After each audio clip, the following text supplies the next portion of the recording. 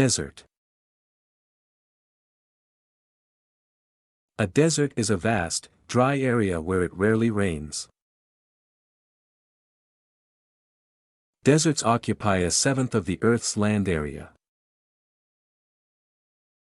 Usually in the desert it is very hot during the day and very cold at night. It rains sometimes in deserts, but the water quickly soaks into the ground or evaporates. An oasis in a desert is a place where life is concentrated due to the presence of moisture and vegetation. The most famous animal in the desert is the camel, which is also called the ship of the desert and can live without water for 45 days.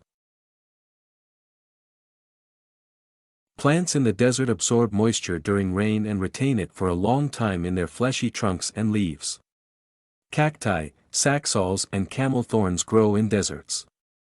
Palm trees are found only in oases. Deserts are home to lizards, snakes, turtles, coyotes, scorpions and small rodents. People can also live in deserts, such as the Bedouins in Africa.